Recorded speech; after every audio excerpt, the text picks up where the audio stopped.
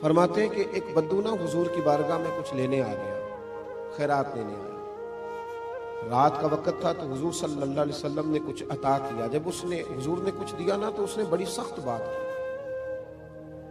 بڑی سخت بات کی۔ حضور نے کچھ دیا تو کہنے لگا کہ یا رسول اللہ صلی اللہ علیہ وسلم، میں نے تو بڑی تعریف سنی تھی، معاذ اللہ ثم معاذ اللہ نقل کفر کفر نہ باشد۔ کہنے لگا میں نے تو بڑی تعریف سنی تھی، آپ نے تو کچھ بھی نہیں دیا۔ حالانکہ حضور تو جس کو ایک قطرہ عطا کرے اس کی تو نسلوں کی بھوک بھی ختم ہو جاتی ہے، لیکن دیہاتی تھا نا، ان پڑھ ہے، ابھی بدو ہے، آداب نہیں جانتا۔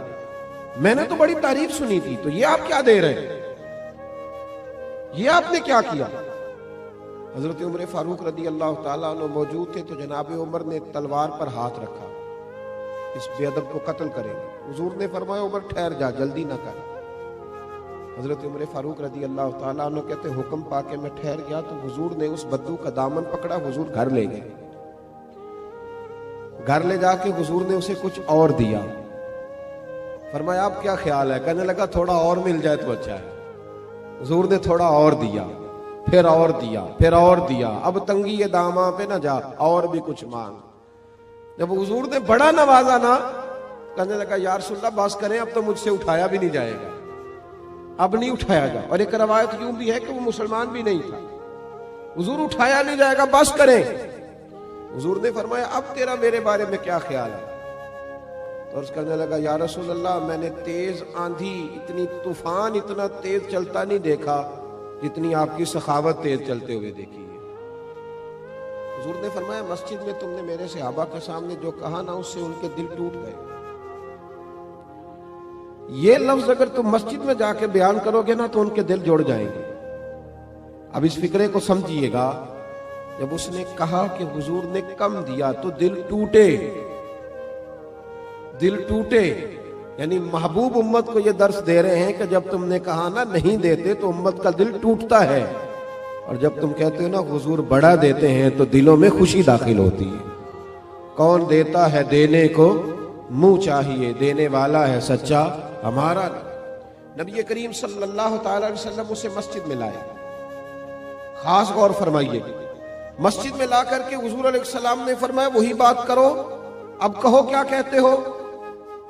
انہوں نے صحابہ کے مجمع میں کہا کہ لوگوں، میں نے آندھی اور طوفان کو اتنا تیز چلتے نہیں دیکھا جتنا حضور کی سخاوت کو تیز چلتے دیکھا ہے۔ صحابہ خوش ہو گئے۔ اب یہاں حضور نے ایک مثال بیان کی جو بڑی ہی میٹھی ہے اور میرے اور آپ کے لیے بڑی تسلی کا باعث ہے۔ محبوب علیہ السلام فرمانے لگے عمر، اگر تم اسے اسی عقیدے پہ قتل کر دیتے جو اس نے پہلے بات کی تھی تو یہ دوزخ میں جاتا، اور جو اب جملے بول رہا ہے اگر اس بات پر دنیا سے جائے گا تو اللہ اسے جنت عطا کرے گا۔ حضور نے ایک مثال دی۔ محبوب فرمانے لگے میری اور تمہاری مثال اس آدمی کی طرح ہے جس کی اونٹنی بھاگ گئی تھی، اس کی ناک سے نکیل نکل گئی تھی، بہت سارے لوگ اس کو پکڑنے کے لیے دوڑے، کوئی اسے نیزہ مارتا تھا، کوئی ڈنڈا مارتا تھا، کوئی چھڑی مارتا تھا۔ اونٹنی کو جیسے جیسے لوگ پکڑنے کے لیے بھاگتے تھے وہ بدکتی تھی، آگے جاتی تھی، حتیٰ کہ وہ لہو لہان ہو گئی، تھک گئی، پریشان ہو گئی۔ محبوب فرمانے لگے پھر اچانک اس کا اپنا مالک آ گیا، اس اونٹنی کا اپنا مالک آیا اور لوگوں سے کہنے لگا پیچھے ہٹو، یہ تم نے میری اونٹنی کا کیا حال کیا۔ اس نے تھوڑا سا چارہ زمین سے اٹھایا اور جیسے ہی اونٹنی کو دکھایا وہ دوڑتی ہوئی آئی، دوڑتی ہوئی مالک کے پاس آئی۔ اس شخص نے اس کی پشت پر ہاتھ پھیرا بغیر کسی کی مدد کے۔ خاص غور کریں بات پر، خاص توجہ کریں، بغیر کسی کی مدد کے اونٹنی کی ناک میں نکیل ڈالی اور پھر لوگوں سے کہنے لگا تم نے بڑا ظلم کیا، میری اونٹنی کو تنگ کیا، اونٹنی میری ہے تو سنبھالنے کا طریقہ بھی مجھے ہی آتا ہے۔ گویا حضور فرمانے لگے امت بھی میری ہے، یہ امت میری ہے تو سنبھالنے کا طریقہ بھی مجھے ہی آتا ہے۔ رب ہب لی امتی کہتے ہوئے پیدا ہوئے تو حق نے فرمایا کہ بخشا الصلاۃ والسلام۔ یہ طریقہ سیکھے امت کو سنبھالنے کا، یہ حضور نے ہمیں طریقہ دیا، امت کو سنبھالنے کا طریقہ سیکھے۔ کیا بہت گرجدار آواز کے ساتھ لوگوں کو سنبھالا جائے گا؟ کیا کسی شخص کو متکبر کہہ کے پھر اسے چھوڑ دیا جائے گا کہ وہ تکبر میں بڑھ جائے؟ کسی شخص کو دنیا دار کہہ کے اسے چھوڑ دیا جائے گا کہ جو مرضی کرتا رہے؟ کسی شخص کو بہت زیادہ گناہوں میں الجھا ہوا دیکھ کر چھوڑ دیا جائے گا؟ نہیں، حکمت کے ساتھ اس کا علاج کیا۔ دیکھیں نا، حضور کی بارگاہ میں آ کے ایک شخص نے کہا تھا، یا رسول اللہ صلی اللہ تعالی علیہ وآلہ وسلم، حضور میں کلمہ پڑھنا چاہتا ہوں، امام راضی اس حدیث کو لائیں، میں حضور کلمہ پڑھنا چاہتا ہوں لیکن میری کچھ بری عادات ہیں جو مجھ سے چھوٹتی نہیں۔ حضور نے فرمایا کون کون سی؟ ہم لوگوں نے تو لوگوں کو کاٹ دیا لوگوں کو، یہ نشہ کرتا ہے، رشتہ دار ہو کے بھی ہمارا کوئی تعلق نہیں، اسے اٹھاؤ کسی ہاسپٹل میں لے جاؤ تاکہ بیچارہ دوبارہ سے دنیا میں آ جائے۔ کسی سے غلطی ہو جاتی ہے تو لوگ اسے کاٹ ڈالتے ہیں، بلکہ اس طرح کرتے ہیں کہ معاشرے سے کاٹ دیا جاتا ہے۔ جب آپ پیار کریں گے، ان لوگوں کو واپس لائیں گے، پھر سے سوسائٹی کا حصہ بنیں گے۔ امام راضی کہتے ہیں کہ اس شخص نے آ کے عرض کی، یا رسول اللہ صلی اللہ علیہ وسلم، میرے اندر کچھ بری عادات ہیں جو میں چھوڑ نہیں سکتا، ان کے ہوتے ہوئے میں کیسے کلمہ پڑھوں؟ حضور نے فرمایا بیان کرو۔ عرض کرنے لگے، یا رسول اللہ صلی اللہ علیہ وسلم، میں معاذ اللہ تعالی ناجائز فعل کا، عورتوں سے ناجائز تعلق رکھنے کا بھی عادی ہوں۔ حضور میں چوری بھی کر لیتا ہوں، معاذ اللہ شراب بھی پی لیتا ہوں، اور چوتھی بات یہ کی کہ حضور جھوٹ بولنے کا بڑا عادی ہوں۔ حضور ان گناہوں کی بڑی کوشش کی ہے پر یہ جان چھوٹتی نہیں، ان کی موجودگی میں کیسے کلمہ پڑھوں؟ میرے مصطفیٰ کریم مسکرائے۔ حضور نے فرمایا ایک چھوڑ دو گے؟ کوئی نہیں توجہ کی آپ نے میری بات۔ کیا فرمایا؟ بولیے گا۔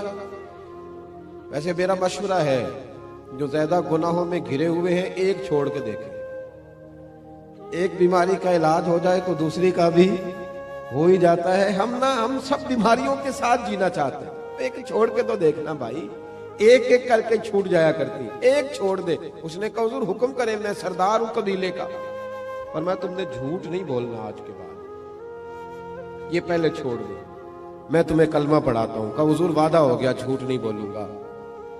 وہ کہتے ہیں جھوٹ چھوڑنے کے وعدے پر میں نے محبوب علیہ السلام نے مجھے دوا دے دی، میں نے کلمہ پڑھا۔ معاذ اللہ تعالیٰ پہلے دن جب میں گیا تو مجھے ایک چیز گری پڑی نظر آئی، چوری بھی نہ کرنی پڑی لیکن کسی کی تھی۔ جب میں ہاتھ ڈالنے لگا میرے دل میں خیال آیا، اگر کسی نے پوچھ لیا کہ بھائی میری وہ چیز تو نہیں دیکھی، تو جھوٹ تو میں بول نہیں سکتا، تو سچ بولوں گا تو چور بنا دیں گے لوگ۔ کہتے ہیں پہلے دن ہی وہ چوری والا معاملہ تو گیا ہاتھ سے۔ اب میں ذرا آگے بڑھا تو گھر پہنچتے ہی شراب کی بوتل ہاتھ میں آئی۔ فرماتے ہیں دل میں خیال آیا کہ شراب پی کے باہر نکلوں گا، کسی صحابی نے جن کا اب میں پیر بھائی ہو گیا ہوں، اگر مجھ سے شراب کی بدبو سونگھ کے پوچھا کہ تم نے شراب پی ہے،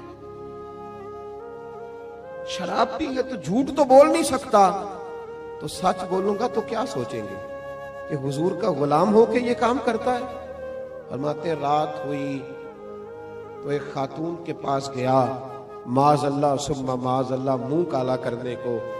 بھائیو سننا، کہتے ہیں جب میں اس کے قریب پہنچا، ہم کلام ہوا تو وہ کہنے لگی سنا ہے تو نے کلمہ پڑھ لیا ہے، سنا ہے تو مسلم۔ بھائی تجھ سے لوگ پوچھتے تو ہے نا کہ بتا تو کس کا شاگرد ہے، لوگ کہتے تو ہے نا کہ تو فلاں کا مرید بھی بنتا ہے اور یہ تیرا رویہ ہے، تو اتنے بڑے باپ کا بیٹا ہے اور یہ تیرا انداز ہے۔ لوگ پوچھتے تو ہے نا کہ اتنے شانوں والے نبی کا کلمہ پڑھتے ہو اور یہ طرز زندگی اپنایا ہوا ہے، دنیا کے سب سے بہترین مذہب کے ماننے والے ہو اور یہ انداز فکر ہے۔